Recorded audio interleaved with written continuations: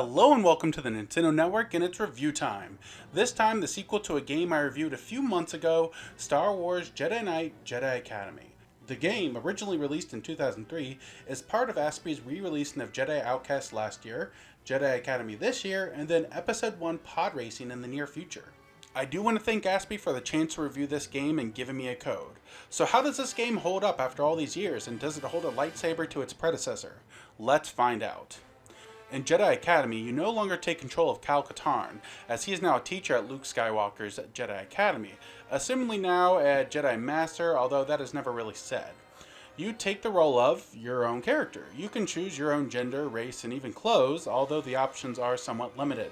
From races, you can be a human, a Twi'lek, a Keldor, a Zarbrak, or a Rodian. I probably mispronounced all those except human.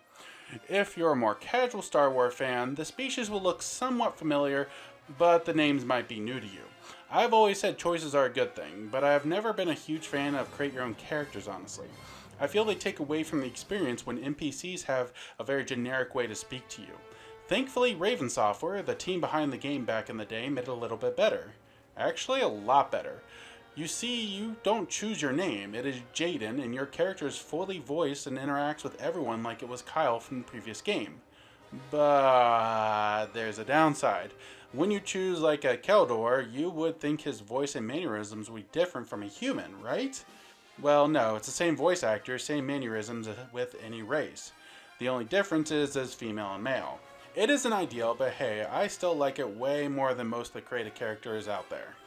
The story goes that you're on your way to Luke Skywalker's Jedi Academy to be taught the ways of the Jedi.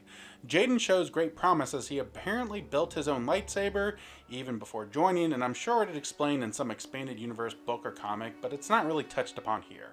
Your shuttle crash lands on the planet, and you and your obviously going to turn evil at one point in the story friend go exploring a bit before seeing a group of cloaked villains with a scepter of sorts. As you progress in the story, Cal Katarn mentors you. Rosh, the friend I mentioned before, eventually goes to the dark side, shocking I know, and you learn about the cult who is trying to resurrect a dead Sith Lord by siphoning force powers from locations that had, well, in-universe explanation is high force energy basically, but outside is an excuse to revisit locations like Hoth and Tatooine. There are a few twists and turns, so I really won't spoil too much, but there is an option in the late game to where you can take the light side route by taking mercy on someone, or taking the dark side route while slicing off his head Anakin style. Actually, I'm not sure if you slice off the guy's head, I didn't take that route. It changes the ending a little bit, but nothing much else. The light side route is obviously the canonical ending, although technically not canonical under Disney, so it's non-canonical canonical. Is that right? The gameplay is basically the same as Jedi Outcast. You have guns and explosions, but screw them, you got your lightsaber. In fact, halfway through the game, you get a chance to choose a new saber, which also includes dual-wielding two sabers, or getting one of the two-sided sabers like Darth Maul. Each have some different ways of battling, keeping the gameplay fresh, even late game, although the ability to swap between them would have been pretty cool. As you would expect, there are force powers. After each mission, which we'll get to, you get to upgrade a light side force power or a dark side force power. Honestly, what you choose doesn't really count for much and has no true effect on the story. Personal suggestion is to invest in Force Lightning and Force Heal. Fully powered lightning is a beast and you can walk through stormtroopers like they're nothing, and it's really enjoyable. Before I mention missions, and yes, this game lets you choose the progression a bit, you will have a set of missions and you have to complete 80% at least, and then you can move on to a story focused level and then more missions. Now the missions do progress the story sometimes, but the freedom they provide I think hurts the game. Plot-wise, you're a Padawan who is given peacekeeping missions around the galaxy, like blowing up a weapons cache so the last of the Imperials don't get to it. Others is going to Hoth to discover why the cult is there. It's a back and forth thing. Not a fan of it, but it does work fine for what they're going for here. I do think one of the oddest and funnier moments is during a mission briefing. You see Kyle or Luke talking and then their face goes to mad frustration or it looks like they're on the toilet. Their models go into a default mode, yes, but it's still rather distracting and amusing. The game itself runs fine for a 2003 game of this caliber. There's clipping, sometimes models just don't look right, bodies distort when you kill them, but as I mentioned in the Jedi Outcast review, it's part of the charm of the era, and in 2020, it's basically a nostalgic trip to experience it.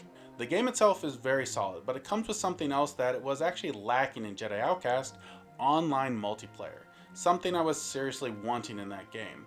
I have active memories of a Christmas when I got Animal Crossing and Jedi Outcast for the GameCube. I'd play Animal Crossing for a bit and then jump back into Jedi Outcast.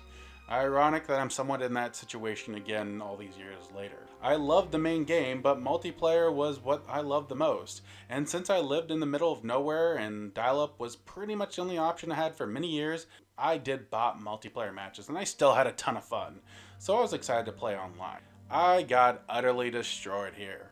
Look, I didn't expect to be the very best, but I expected to do something. Look, I'm a dual lightsaber wielding Wookiee. That alone should give me an advantage.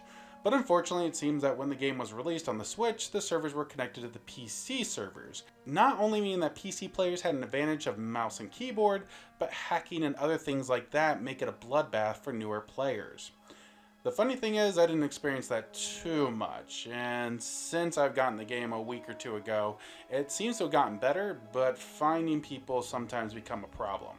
Overall, online does work pretty well. I've had no disconnections, no real slowdowns, and honestly, like I said, the biggest issue is just finding a lot of players.